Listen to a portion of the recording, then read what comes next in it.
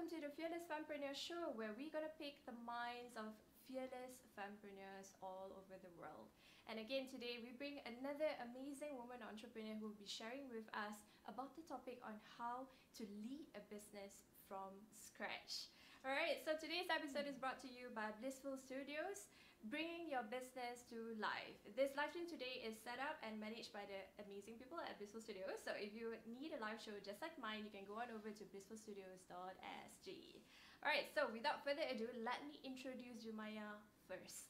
Alright, so Jumaiyah is identified as one of Clio Magazine's change makers of 2018, and she has developed Halal Food Hunt to be the leading app for halal food and loyalty pass in Singapore today.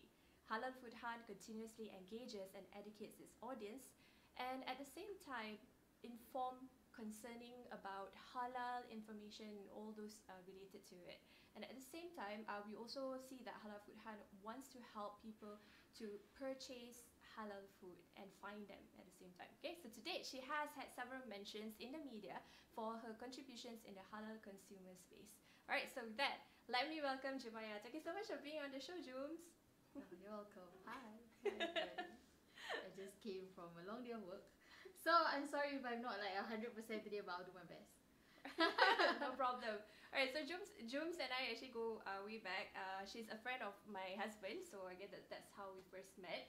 Yeah, and I've seen Jooms first start Halal Food Hunt, and she grows her business all the way through the years. How many years has it been now? I think 5 or 6 years. Wow. Yeah, about 5 or 6 years, yeah. 5 or 6 years. That's definitely a very long time to run a business. And right before this show, we actually asked a couple of you the questions that you would want us to bring towards Jooms, and there were a lot of questions that came through. So I've sort of like picked it out as well as narrowed down the questions according to the themes that we're going to discuss today. So first of all, maybe we can just start off with your introduction of yourself as well as the business. Okay. Let me just introduce myself. I thought you already did, but okay, let's do that again. Okay. So I basically run Halal Food Hunt, and it's a business which I really built from scratch. When I say scratch, I really mean scratch. Like sometimes businesses, like they start with investors. Some of them start with like one business that grows another business. But this one is a business that I grew literally from nothing. So it actually started with my previous job, where I was really exposed with halal matters lah, like really halal matters. We were discussing like what is halal, what items can be halal or what items cannot be halal, what are the risks. Like for example, right now hot topic in my office lah, not really, we didn't push it out yet. We were actually discussing kombucha, whether kombucha is going to be halal, whether it is halal or not, because kombucha by nature has alcohol in it because of the fermentation, stuff like that. But apparently our fatwa committee has not yet made a decision, so the item is still up for debate. So things like that lah. I mean, right now kombucha is also one of the trending items for people who want to drink it for the probiotics that's inside the drink. For health reasons, right? And therefore the debate whether it's halal or not. So every 2-3 years there will be these items, these consumable items which are up for discussion and up for debate. And I think 2 years ago it was halal wine, like non-alcoholic halal wine, whether it makes sense or not to drink it. So every 2-3 years we have this kind of consumables in discussion, and we are put in that spot because we get clients that want us to promote those drinks. So we're like, okay, can we take it or not? Because once we take it, it's as good as me saying that it is halal, and that is quite dangerous. So that was how it started. So through that interest, I realized that such information actually does not get circulated in the community as much. So we started Halal Food Hunt some years back to start those discussions lah, and we did lah. But it's just that sometimes the discussion get really heated up. I'm sure, like it can be quite frightening, to be honest. One of the recent discussions we had to shut it down entirely, and like we had to like not respond to any more comments or any more, because it was a really touchy topic. We move on, but over years we learn how to handle it better year on year. So there was a really steep learning curve for me and for the entire entire team and whoever that was with me throughout the journey, it was a really steep learning curve, because not only did we need to learn how to manage media, because when we started, Instagram also just started, Facebook also, like, it was I think 1 or 2 years into Facebook.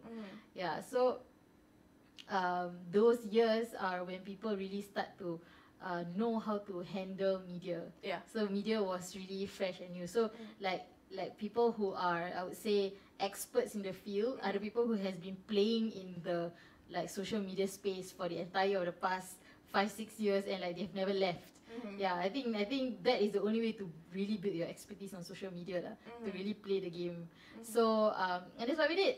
So yeah, and over the years it was a really steep learning curve. I built it from scratch. Not only did we need to learn about managing media, like I mentioned, we also need to learn about building an app, because not everybody, like how to say, there are not too many like successful stories of Malay Muslim entrepreneurs that managed to build an app and make it a profitable one.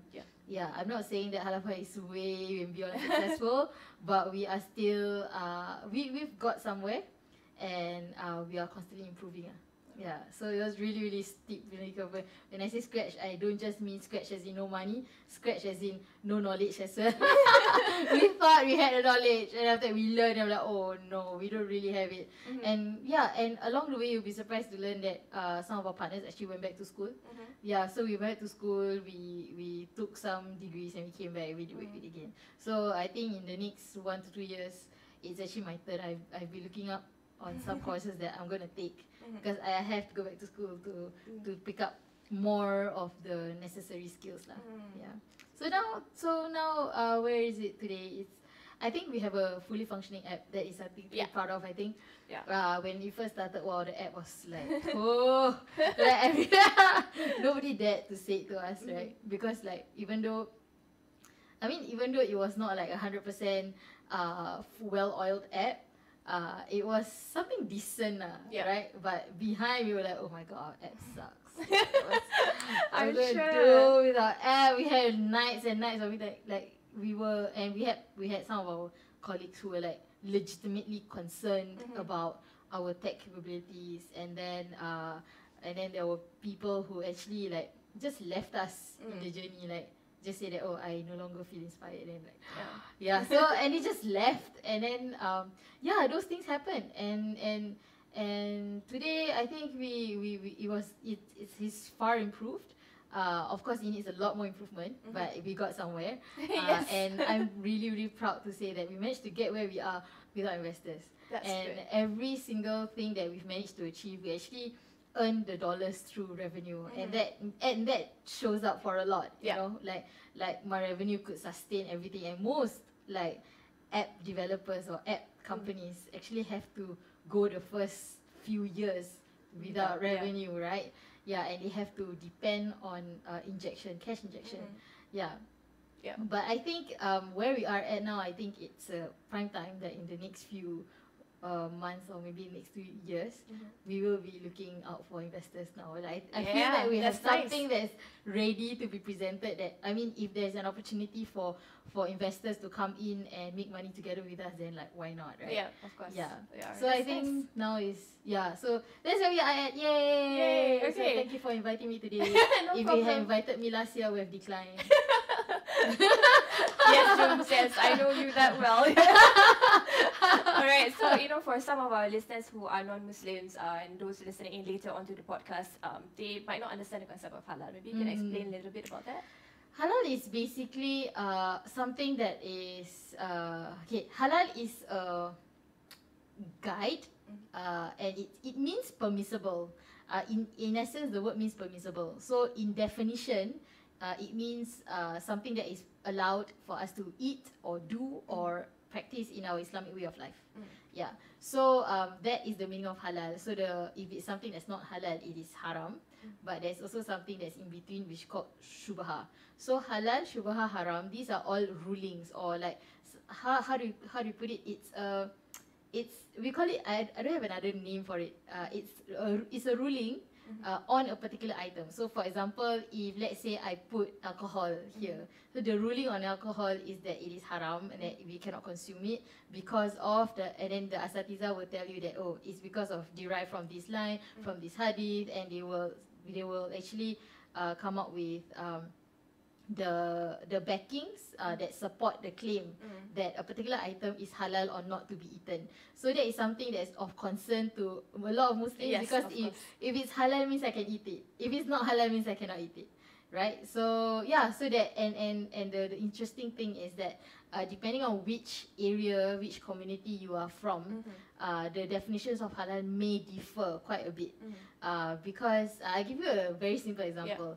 Halal meat, that is like the contention has always been like about halal meat.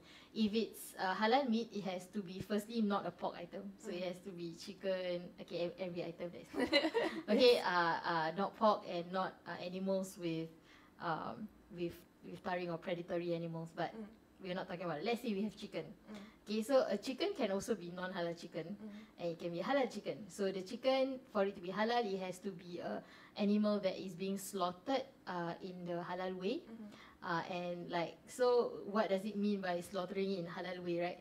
So if you slaughter it in halal way, it in our mazhab, in like in Singapore as and Southeast Asia in Southeast Asian Muslims in general, you have to recite we have to recite some prayers on the animal before you kill it, and when you kill it, there is a specific slaughtering method you have to follow so that the animal does not suffer and the blood is completely drained from the animal, so that the toxins and so that when we eat the animal, there's no toxins that we are eating it, so it's being drained out when together with all the blood. That is an example. So our ruling says that we have to recite prayers upon it, right? Some other mazhabs actually do not require that. They just say as long as the animal does not suffer and you follow the accordance and the steps as recommended, it's fine, it's halal. Yeah. Okay. So some even say you recite the Bismillah on it before or after is okay. It doesn't have to be before. Yeah, which in our Southeast Asian region, no, it's different. But those are basically, I would feel slight differences. But at the end of the day, we are looking for food that are permitted for us to eat. Yeah, and we follow the ruling of the country and the land lah. So every country has a mufti, or the land has a mufti, and we follow the mufti of that area lah. That is, I think, the most politically correct and the most not just politically correct. I think it's the most proper way to do it, because every country has a ruler and you follow the ruler, right? Correct. Yeah. In Islamic countries, they sit on the governing committee. Like the ministries lah. But in Singapore no lah. In Singapore you got the Prime Minister or whatever, so we have MUIS that handles that. So it's like completely different. Okay, so for those of you who are completely maybe this is the first time that you hear about halal, that was a really good introduction, like really 101 about halal. That is like basically all you need to know about halal. Alright, so that was really a good glimpse into the industry that you are in. So perhaps you can share with us about the, since you mentioned also sort of leadership. Like you said that there were people on your team who came and then they left, and visions changed and things like that. So what are some of the key points when it comes to leading a team? I think and this is something that I've learned recently. I think it wasn't something that I knew from the very beginning when I started the business. I think it's something I learned later on. I kind of wish that someone had coached me on this or knew about this. That a lot of leading your team, right, has got to do with yourself. Especially when you are the founder of the company and you are the founder of the team, you want to know that they will follow you, whatever it is. So I think it's about self-discovery as well. So some tips about leading the company is, first, I think, to lead yourself. And you really got to know who you are. And it's like, how to say, don't be too caught up, or don't be too concerned about pleasing people, because when we hire people, right, you kind of are concerned with macam, if this person, am I doing something right by this person? Am I what is the model workplace, like, am I providing my employee with the right things to do her work, stuff like that. Those are important concerns, but the most important concern is is, are you the person, are you sending the correct message for, or the message that you want for your team to follow? Yeah.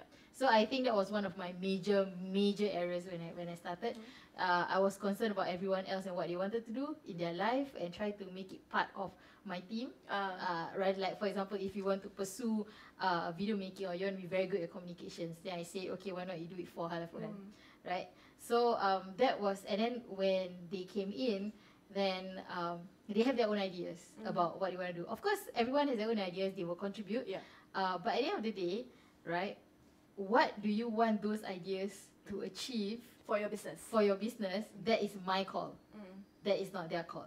You get me? Because I'm the leader of the team. Yeah. They can exercise their skills and they can do everything they want within the scope that they want to learn and develop. But when it comes to what you want the team to achieve, that's my call. But one of the errors that I did was, if this person wants to achieve this and she feels that this is the best for the team, I actually let them make a decision. Can you imagine, like, there are a few decision makers in the team? Yeah, so after a while I kind of felt that, hey, I don't feel like I'm the one making the decisions anymore. Like I feel like I'm the one that is agreeing to this because of that person. I'm agreeing to this because of this person, because I need to consider their feelings and stuff like that. Considering people's feelings are important. Of course. But don't put it aside. Yes. Yeah, don't put it aside. It's important. But what's most important is really about you, yourself. You're the founder. You created a company. At the end of the day, this whole thing is on you. It's about you. So you gotta make sure that they are following you. Yeah, and if you don't know whether they are following you, you gotta see whether you are following yourself. So sometimes it's important for leaders to also take some days off. Sometimes you take weeks off. That's why some bosses actually they don't work for a whole month, or they don't work for 2 weeks. The team thinks they don't work, but what they're doing is actually they are going out. And they're going out of their workspace. They are not seeing their team. They are not seeing the operations. They are just stepping out of the whole thing and realigning themselves.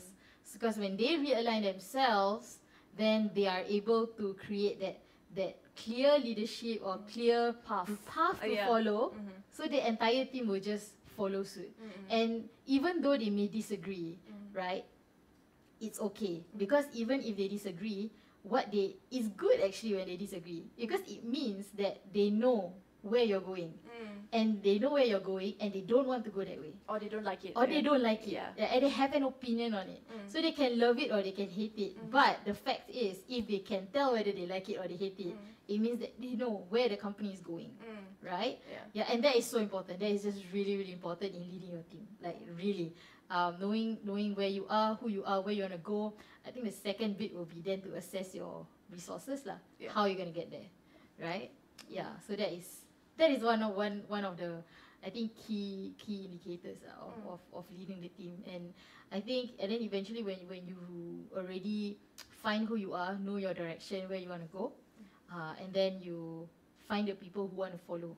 So it's always very important to communicate your vision and like what you want to achieve.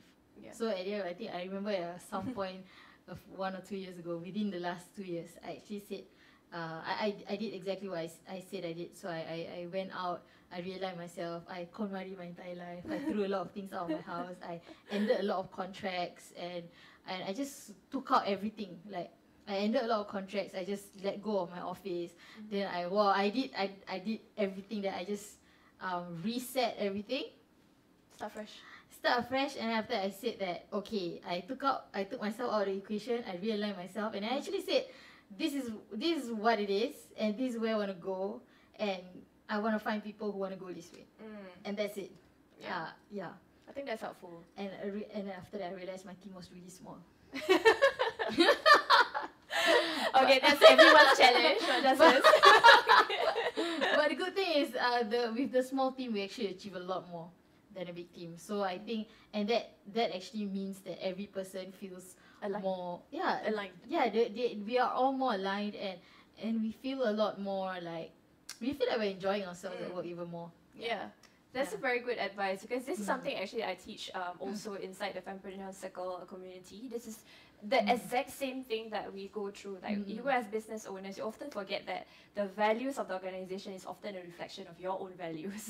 Yeah. So if you don't align these values, it's going to be completely difficult for you to lead your business to the next direction. Even for you to match yourself with the good partners, or even to hire people, you wouldn't know what it is that you want to do. So you've got to like really look at yourself, align and discover yourself, just like what Jum just mentioned. And then later on, when let's say your business has grown a considerable bit and you want to do further expansion, you then need to match yourself with a good investor. I mean, if you are just starting out, then maybe like because you really need the capital, right? You might be keen to just take on any investor with you, but I think when it comes to investors, it's even more complicated. So like, but what will make things clear is if you know who you are and where you want to go and what your values are, and you have to stay true to it. And it's the biggest challenge to do that. I mean, if you're an employee or if you're anyone else but the leader, right? You don't like this, like staying true to your values and sticking true to your guns, right? It's like it's not as challenging, as it's because when you're a business owner, I think you feel that, especially a lot of you guys who are running your own business, right? So many people are trying to pull you like so many ways, you know. But really, your guiding principles in making your decisions for your business is really like who you are, where you want to go, and how does this help you. So it's like you're the captain of the ship, and you know the people on the ship has to listen to you. If not, you're going to go that's right. elsewhere. Exactly. Lovely. I think that was really a good, good discussion on leadership. Never before where we actually have a conversation with other women entrepreneurs and they talk about leadership. A lot of them just say that as leaders, you've got to be the head honcho. You've got to be like the wolf. The one that's leading everyone. But the backstory behind that actual process is actually a lot. And Jules has explained that in her own words. Stick to your guns. Know who you are. Stick to it. Definitely. Okay. So there are a couple of questions that you guys are asking. Right before the show, there was a lot. Okay, so I'm going to pick some. Probably not all. Okay, we're going to pick some of the questions. So let's first answer the one that a couple of mothers have asked me. Okay. Favorite question, right? Favorite question. So let's hear your opinion on how you can juggle your life as well as your business. You mean my mom life? Yeah, mom life. My mom life and my business. Okay. Let's put it this way. When my baby was born in April of 2019. So he's 1.5 years now. So what I did was as a new mom, you want to spend a lot of time with your baby, especially your first year of life. So that was something I was not willing to give up. So again, it is about your values and your life, and you are making the decisions. I think the next thing you need to know is that you don't give a shit about what other people think. Really don't. Because, right, like, if you, as a business owner, when you decide that you want to take a step back in your business, or let's say today I decide that, hey, Halafan is not gonna be active next year, right? So many people are gonna start talking. People are gonna think you're a business failure. They're gonna think that you're not making money, and they're gonna think that you failed somewhere, and that you're just like they're gonna start branding you a failure. But really, all you wanted to do was just take time for yourself and take care of my baby, because I have my own values and priorities that I want, right? So don't care about what other people think. Really don't. Really don't. I think that is we need a whole new episode just for that. Yes. I will teach you how not to care about what other people think. Okay, so once you get that down, then what I did was I actually, instead of hiring help for my baby, and just a little bit of information about how this was really tough for me.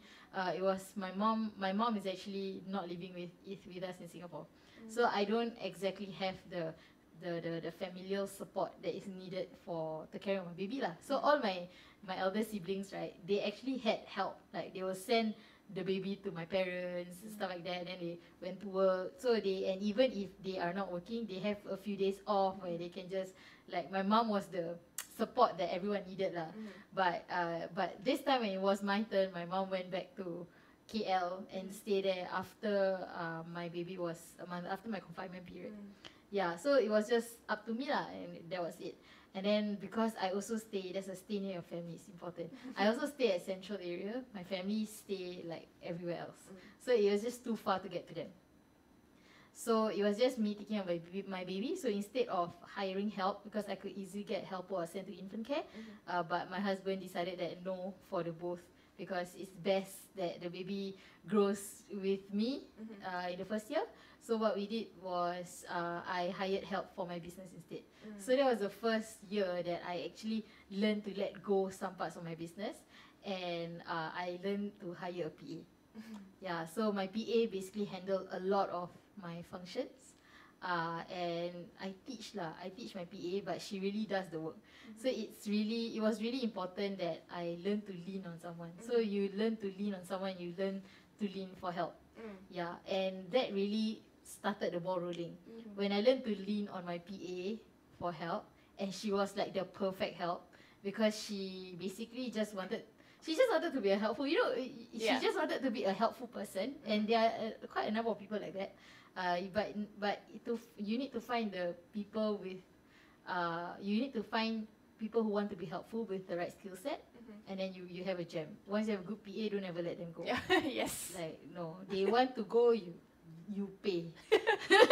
They have a counter offer, you pay, because the best PAs are really worth it lah. Yeah. So after that, and then it started ball rolling. So I started hire more assistants. So right now I have 3 assistants. Wow. So yeah, so and that actually helps. Instead of building a department and getting someone else to handle the department, you instead be responsible to oversee everyone, but the actual doing of the job, get assistants to do it. So I hired assistants to help me with my work so that I had more time to spend with my baby. Yeah, so that was one of the things that I did.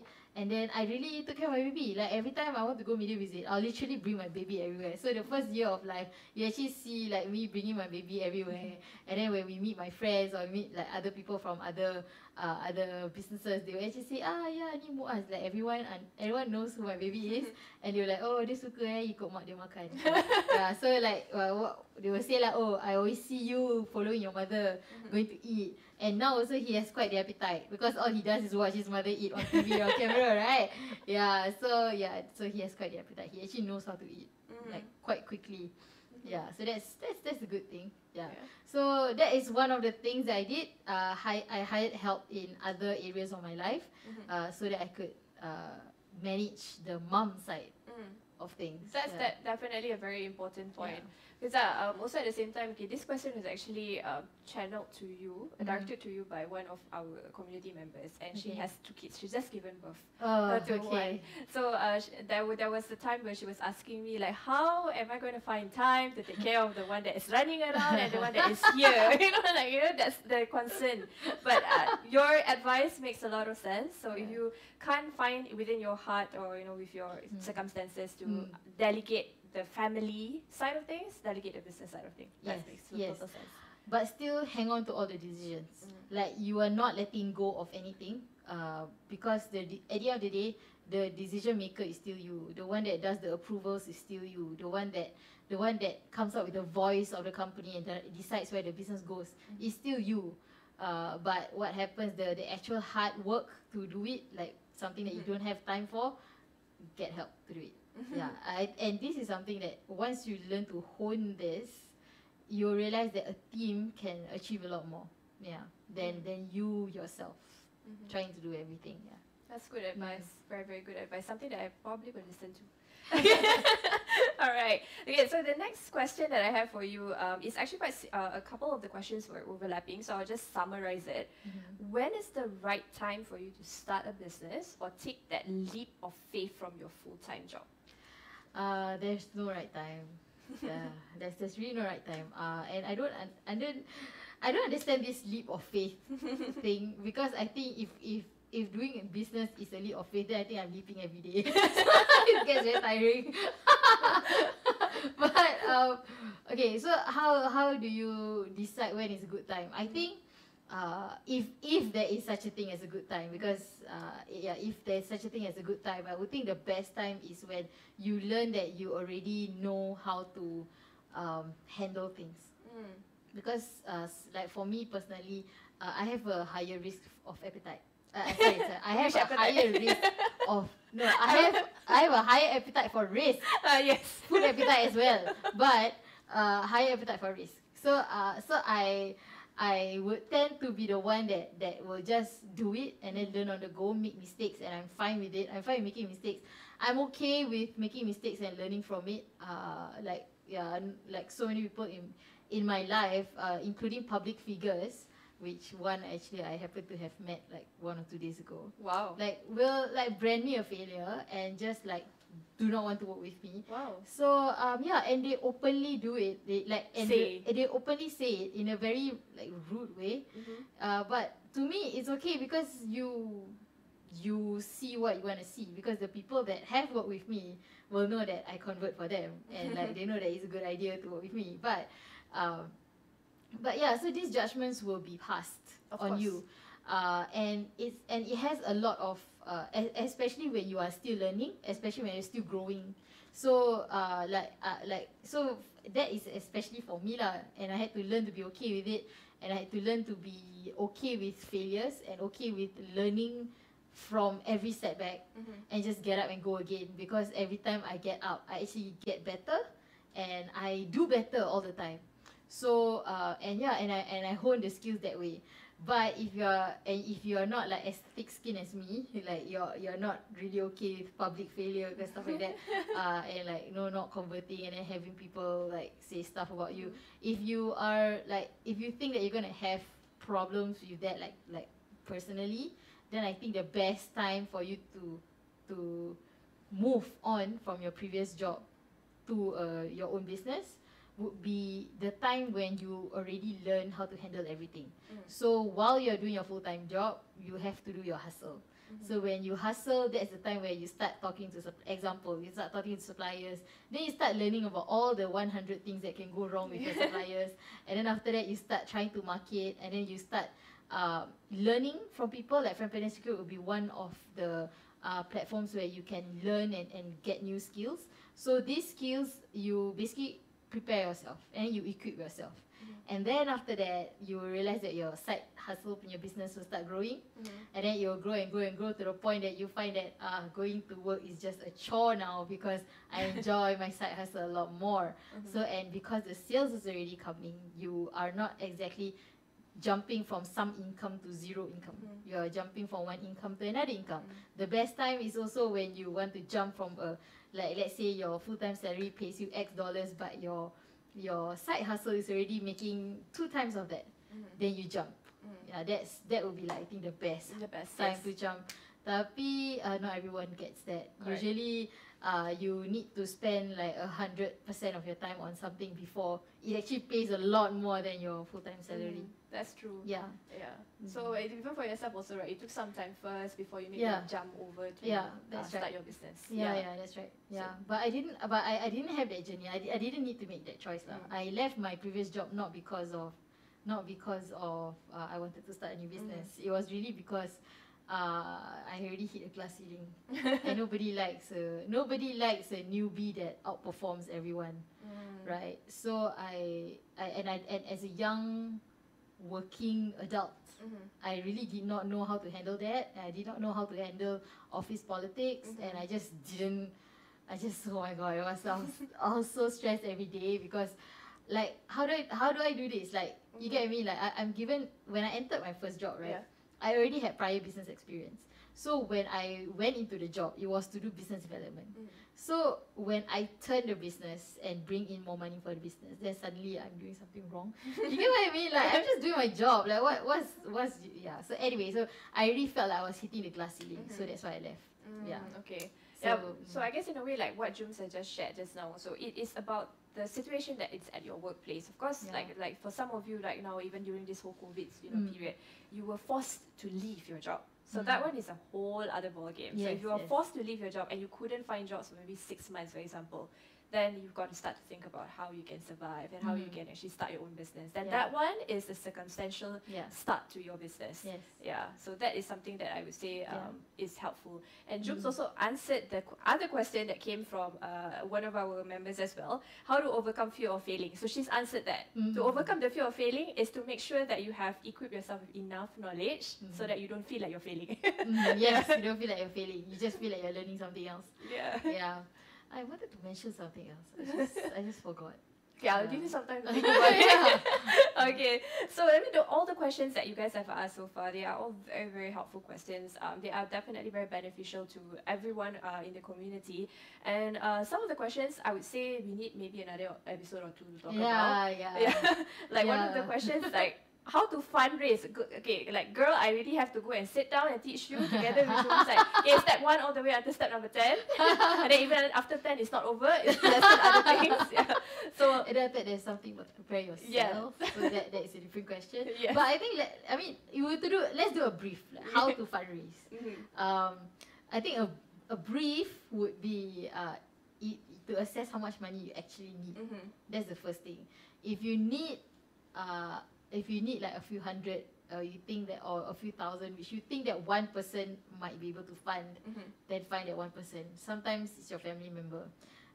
But it really depends on your relationship with your family, on whether you want to have that business complication in your relationship. But if you want to keep family and business entirely separate, then borrow from someone else. Yeah, and that's one. Always keep a good financial record, especially with the bank. So like if you have a good example is a credit card. Like you have a credit card, you always pay on time. Paying full on time with the credit card company is always a good thing, because it shows that you are somebody that pays on time, and the likeliness of them approving your loan is way higher. So that will be one way. So fundraise, it can be via loan, pinjam duit, like you borrow from someone, or it can be by crowdfunding or by investor funding. So those are the three major things, three major ways to raise funds.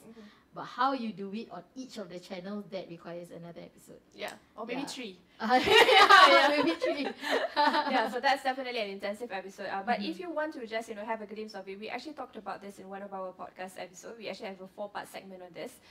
So we talked about how to raise capital, how you set up your accountings and everything in place. And the reason why I could say that was because Fempreneur Secrets was actually raised from crowdfunding. So we started our seed capital with crowdfunding. Yeah, so that's something that you can tune in and listen in to find out how you can get started with crowdfunding. All right, so fundraising answered. Okay, one more question. So the question's not ending. Right? Okay, so I've got one more question in terms of who should you work with. So I think this is more specific for Halal Food Han. Okay, so this question came in terms of, if I want to start whether it's a food business or e-commerce business, should I go and partner up with an influencer, or should I work on my organic growth?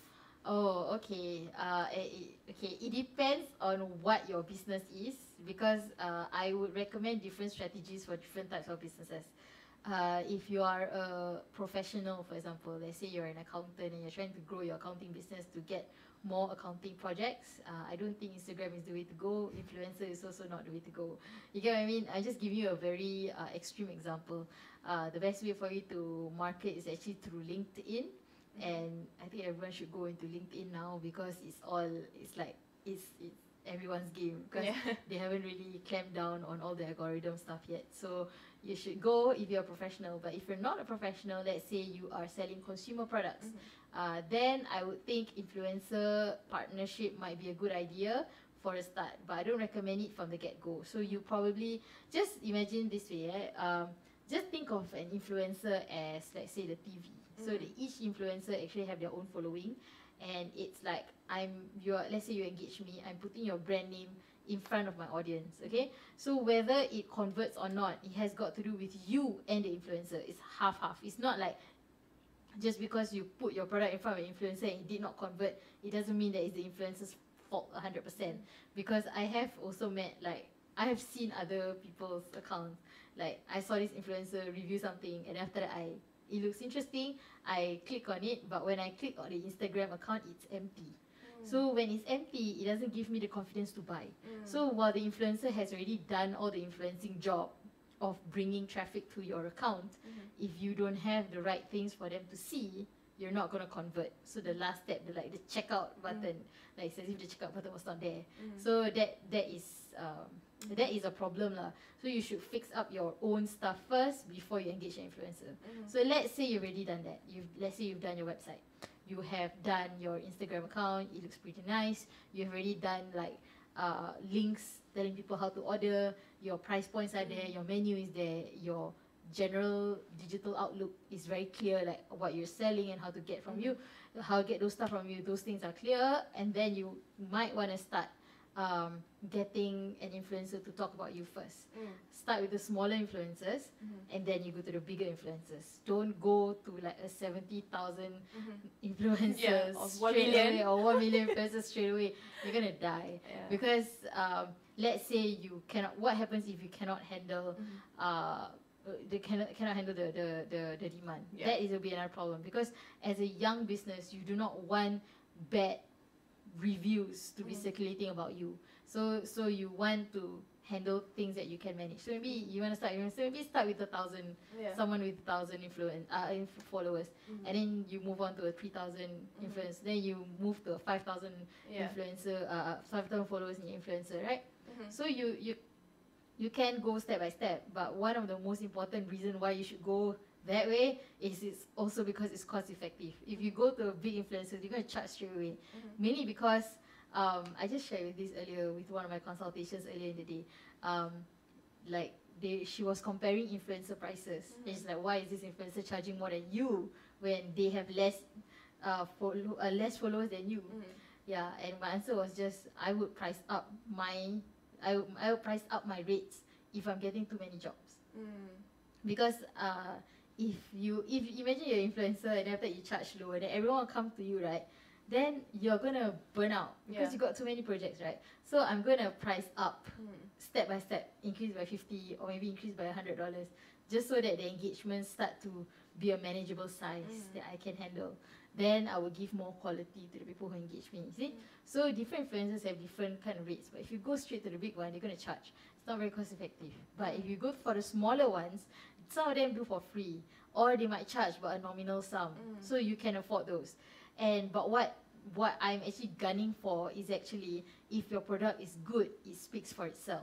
So if the small influencers manage to, let's say, convert to 20 buyers, or maybe 30 buyers, or if they are like 10,000 followers, they can convert to 30 buyers. What you're gunning for is for these 30 buyers to actually talk about you when they already have your product. That's when you have organic growth, right? You might want to stop there with the influencer marketing. Like, you only stop at the 10K influencer. I'm not going to the 50,000 people. I'm not going to 100,000 people. Correct. You stop there. Then it saves you some money. You're proving you can grow organically. You can really grow organically because your product speaks for itself. And that is actually a good indicator that your business can last really long. Yeah, and you always want to try that. But the other way is because bigger influencers tend to have experience with more products. You might want to just send them a product, ask for feedback. You don't ask for any review or any postings. Don't ask for all those. You just send it to them, ask them for feedback. Ask them to be honest and ask them to write to you privately. You'll be surprised that they're willing to give you really, really good advice on your products just because they've seen more things in the market. Yeah, and then from there, you tweak your product a bit so that you can work on the organic growth. That way I think it's a mixture of both. That's helpful. I like that last part because like what you mentioned, like all these bigger influencers have got lots more experience, right? And they've seen good products, not so good products, and then not so good products, but because they already paid, then you also have to talk about it. So they can actually give you good feedback for you to improve. And at the end of the day, like what you mentioned also, when you want to go out to talk about your business, when you want to engage influencers, it's just like in the game of public relations. If your business is not ready, then what's the point of spending that money and resources on public relations? So that's something that you need to think about. Yes, that's right. So I think that basically encapsulates it, because I just have to put in a word, because online I see a lot of rap with influencers. Like influencers has like got a bad rap. People like to diss them, but I would say that it's always two ways. yeah, because I have met people that like there was no way I was gonna convert for them. Like I literally like there was a business, a few business actually. They were willing to pay my price for me to market them.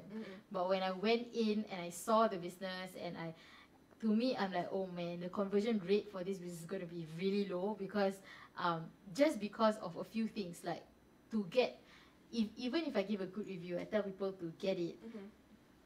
To get the customer to visit the merchant, it's just really like out of the way, and like it was just not enough pool. So I said, never mind, I'll just give you back your money, and I'm just going to do my best. Okay, I'm going to do my best, but I'm going to return you your money because I don't want. There was how to say, even with like my really good reviews and stuff like that, I still doubt my ability to convert for you because of the circumstances of because of how your business operates, and maybe product limitations. Certain products cannot be delivered. You get what I mean? So and if those kind of things happen, so the influencers would actually retarget, and say might do a backtrack lah. So it's always not just it's your control and your dominance in digital space, and use the influencer to amplify it if you need to. But at the end of the day, whether your product itself is digital friendly is a different case. So if it's digital friendly, then okay lah. I mean, then it's higher conversion.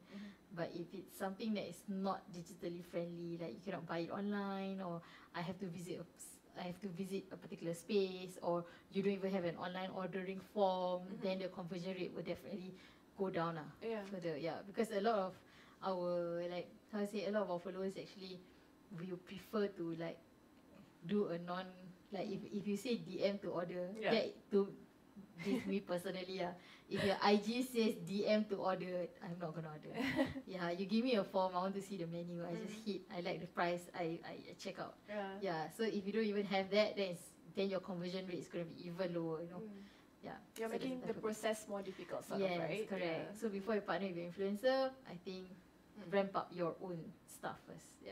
Very, very good advice. So all the things that we've talked about today is really a lot of things. Okay, our episodes, as you guys probably know, we usually 20 minutes, 30 minutes. We're already at 45-minute mark, guys. Oh wow! It means that you guys love this topic so much, or you just love her a lot. Okay, so this is definitely has been one very insightful episode. I really appreciate your time. So for all of our listeners and viewers, how can they get in touch with you to learn more? I'm not sure yet. I am actually trying to push up some business content on my personal account. So I guess you guys can follow me at Jumaiyah M. So at Jumaiyah M. I talk about everything else except for food. I think one of the things that is a regular occurrence in my IG stories is actually, one thing is advice. My recent covers was on employment. So I had a few people asking me about getting job placements and stuff like that, and what are the tips for employees to basically secure a job, job interview tips. So those kind of things I do a lot of Q&A. And the second thing I do is which I jokingly call it a Jumaiyah business review. I personally like to follow a lot of business news. So what I do is I will just read whatever is in the paper, and I will translate it to people who don't really understand. So this was actually inspired by one of my conversations in the office lah, where one of these girls was really interested in doing business, but then I said, if you want business inspiration, read the newspaper, you read the Business Times. And she said, I can read it, but I don't understand what's going on. So what I do is I just take like a newspaper article, then I talk about the latest happenings between companies lah. Like the recent one is Facebook taking full page ads to basically call out Apple over their next update that they're gonna do with their app stores lah. I know some of you guys might not even ring a bell, like what is she talking about? But go to Business Times, or you can follow me. I might do a Jumaiyah business review on that. Before I did that, I think this whole thing started with Honest B. Honest B was the very first one where food delivery company closes, right? And then they owe a lot of people money. And then because we are in the industry, we actually know some businesses who actually say that, hey, you know, some of my money is stuck with Honest Bee. So that was quite interesting for us to hear lah. And then not only that, in the newspaper article, they actually released all of Honest Bee's creditors. And then after that, what me and my business friends were doing were, we were actually screenshotting, we were actually looking at all the names, and we were like, oh, so these people have a lot of money. So I was like, we want investment like this is the people you should pitch to. Like, we wish you should shake hands with these people, because if they can owe, if honestly can owe them that much, that means they have that much to owe, right? So yeah, that was one thing. But I know if I were to share this on a public space, like, you guys won't really get it. But it's really a business. How to say? It's a really in a very narrow space of the business interest group, I would say. Yeah, so among some of my business friends, we were like just joking about it. But yeah, I need a full review on that so that you guys can understand more about what happens in business. Right now, it's really, really interesting to catch the news, just read whatever is on the headlines. It's so interesting because COVID-19 has basically turned the world upside down. So mergers, acquisitions, buyovers, takeovers, some hostile, some not very hostile, some even in the local scene, it's happening. So I call this the business ninja moves. So go look at it. It's really, really interesting. Yeah, you can get in touch with me at my Instagram account at Jumaiyah M, or you can visit me on my website jumaiyah.com. Hopefully I will give a next update there soon, because you know I'm really working on something right now. Hopefully I get to launch it soon. But because like 100% of my time is on Halal Food Hunt, so sometimes to update my personal account might be a bit tough. But my New Year's resolution is to do better. We shall be 50-50. Alright, so speaking of New Year's resolutions, as you guys know, at the end of every single year, Fempreneur Secrets have the 5-day goal setting challenge. So we're going to start a 5-day goal setting challenge. You just have to sign up by going to fempreneur.co/goals. Very straightforward, very simple. We'll also leave the link in the description below. And if you're watching this as a replay on Instagram, you just need to watch it again on IGTV, and then you go and tap at the top, and then you will be able to click directly to the link, okay? So it's a few steps, but you guys know the drill, right? Alright, so thank you so much, Jums. This was a really insightful conversation. 45 minutes, 50 minutes in now, almost an hour. So I hope that everyone who's watching have benefited and gained so much knowledge from Jums today, Jumaiyah. And also at the same time, I want you guys to remember to keep learning and keep believing in yourself, because the world needs an inspiration just like you. Stay fearless.